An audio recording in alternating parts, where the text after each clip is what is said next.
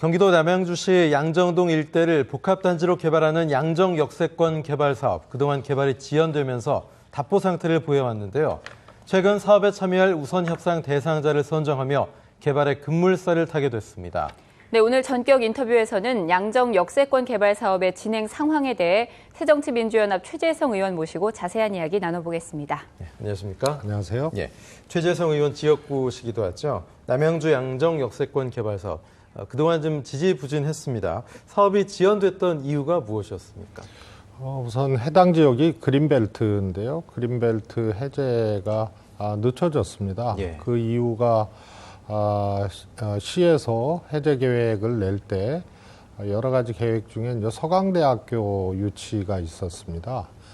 그런데 학교 이제 이전 허가가 나지 않은 상태고, 또 그것을 개발할 수 있는 특수목적법인 SPC가 구성되지 않고 네. 이렇게 이제 천연이 되어 왔습니다. 그런데 SPC는 구성이 됐고요. 그러나 여전히 서강대 측이 교육부에 일부 이전 허가 신청을 아직도 내지 않은 상태라서 SPC 구성과는 무관하게 아직 그 넘어야 될 그런 장벽이 꽤 높다, 이렇게 보고 있습니다. 예. 네, 그렇군요. 그렇다면 현재 개발 진행 상황은 어떤 단계에 있다고 생각을 하면 될까요? 현재 단계는 아직 그 스타트를 못했다. 네. 이렇게 표현하는 것이 정확할 것 같습니다. 해제가 안 됐으니까요. 네. 그래서 조건부 해제로 세 가지를 국토부에서 전제하고, 그것이 됐을 때 결정고시를 하겠다, 이렇게 했고요. 그게 하나가 이제 말씀드린 SPC 구성, 두 번째로 서강대 교육부 허가, 그다음에 세 번째 이제 지역 그 민원이라든가 이런 것을 잘 이제 해결할 수 있는 방안. 세 번째는 이제 그렇다 하더라도 그 두 가지가 여전히 충족이 이제 안 됐던 그런 사안이라서요.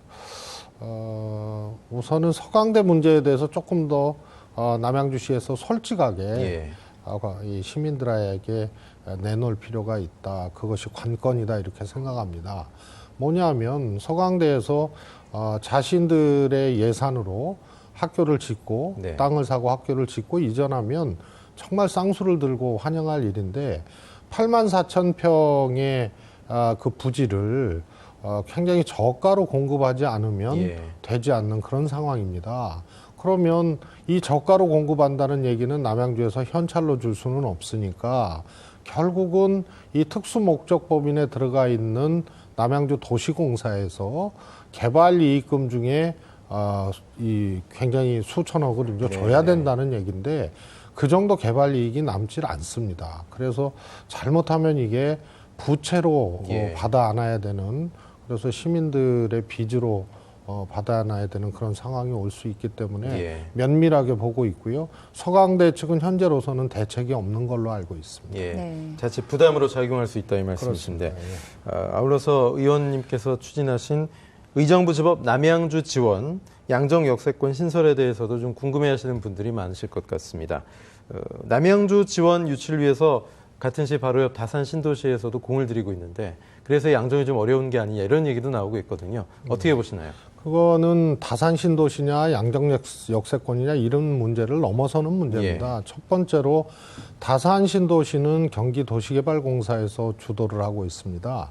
양정 역세권은 남양주 도시공사에서 이제 이 기업하고 공동으로 추진을 하는 거고요. 그럼 무슨 얘기냐면, 검찰청과 법원이 들어가게 되면 소위 말해서 토지 공급가가 높아지게 됩니다. 그러면 양정 역세권은 남양주 도시공사가 주도를 하기 때문에 법원 검찰청이 그쪽으로 가게 되면 앞에 상가 부지나 아파트 부지를 기업에게 조금 높은 가격으로 공급할 수 있습니다. 제가 대충 계산해 봐도 한 1,000억에서 2,000억 사이가 토지 공급에서 더 받을 수 있는 그런 액수죠. 그래서 이건 남양주 금고로 들어오는 거거든요. 근데 다산 신도시는 경기도시개발공사가 주체이기 때문에 법원과 검찰청이 권리가면 같은 남양주 땅이지만 개발 이익금이 경기도 금고로 들어가게 되기 때문에 재정 형편이 어려운 남양주 입장에서, 특히 말씀드린 서강대라는 이 난제를 네. 돌파하기가 어려운 겁니다. 그래서 이건 이 소지역주의의 문제를 넘어서서 당연히 남양주 금고로 들어와야 되고, 그거는 남양주 국회의원 제가 이렇게 법도 만들고 예산도 네.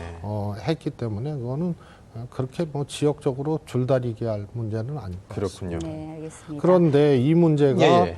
결국은 그린벨트 해제 문제하고 연관이 돼 있고요. 2012년도에 예산 심의하고 법률 통과될 때 시하고 제가 협의를 해서 양정 역세권에 가기로 해서 예. 제가 의정 보고서에도 활자로 양정 역세권으로 이거는 가는 거다라고 네네. 보고를 시민들한테 드렸습니다. 예. 근데 그린벨트 해제 안 되고 그 원인이 서강대 때문이니까 이 문제가 다 연관이 돼 있어서 네. 역시 결론은 서강대 문제에 대한 솔직한 판단을 또 솔직한 고백을 또 결정을 예. 지금 해야 된다, 이런 생각입니다. 그렇군요. 네. 당 총본부장을 맡고 계시기도 하고요. 이렇게 나오셨으니까 전국 현안에 대해서도 이야기를 나눠보겠습니다. 교육부에서 결국 역사 교과서 국정화를 확정 고시했습니다. 새정치민주연합의 공식적인 입장 그리고 앞으로의 대응 계획 궁금한데요. 우선 이거는 여야의 정쟁거리가 아닙니다. 네. 우선 국정교과서를 하는 나라는 거의 없습니다. 아주 특수한 처지에 있는 사회주의 국가라든가 이런 정도고요. 근데 왜 역사교과서는 국어교과서는 국정화하고 있고요. 역사교과서는 왜 국정화가 안 되느냐? 이거는 이미 학자들, 교사들 또 정권마다 컨센서스가 이미 끝난 네. 겁니다. 73년도에 박정희 전 대통령이 국정교과서를 했습니다. 역사교과서를. 그래서 반공 이데올로기 또 사실은 그때 권위주의 독재 정권에 대한 미화 이런 것들이 자연스럽게 이루어졌습니다. 예.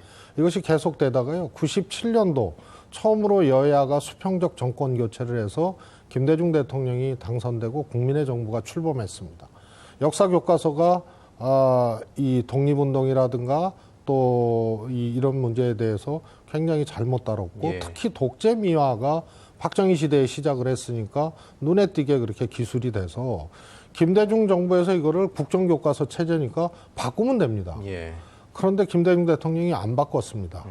그래서 국정교과서로 내가 바꾸면 또 다음 정권이 다른 정권이 되면 또 바뀌니까 예. 정권의 입맛에 따라서 역사를 재단할 수가 없다 해서 그때 거민정 제도를 검토를 해서 네. 4년에 걸친 제도 검토를 통해서 2003년도에 중학교 2, 3학년하고 고1 빼고 고등학교 2, 3학년 검정이 시작이 되고 이명박 정부 때 검정이 완료가 된 겁니다. 예. 2013년도에. 그래서 그 교과서를 지금 쓰고 있는 거거든요. 그래서 친북 교과서다.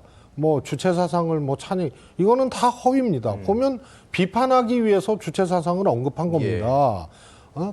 그래서 이것은 결국은 이명박 정부 때 만든 이 교과서를 지금 친북이라고 하는 거하고 네. 똑같은 거거든요. 그래서 그럼 왜 그럴까? 왜 그럴까? 그래서 이거는 국정화는 가당치도 않은 거고 당연히 검정, 심지어는 자유선택제 같은 예. 것도 선진국에서는 다 하고 있거든요. 이건 결국은 친일이나 독재 문제를 미화하거나 네. 아니면 이 근현대사 부분을 상당 정도 누락시켜서 스스로들이 하고 싶은 방향으로 역사책을 기술하고 편찬하려는 의도가 아니라면 납득할 수가 없는 겁니다. 예. 그래서 국제적으로도 사실 좀 부끄러운 일이고 예. 얼마 전에 베트남도 유엔 권고를 받아들여서 국정화를 포기했거든요. 근데 예. 2만 불 넘고 선진국 가야 될 대한민국에서 그래서 이건 정쟁거리로 간주될 문제가 아니다 이렇게 예. 보고 있습니다. 알겠습니다. 오늘 말씀 잘 들었고요. 앞으로도 멋진 의정 활동 부탁드리겠습니다. 새정치민주연합 최재성 의원 모시고 말씀 나눴습니다. 고맙습니다. 감사합니다.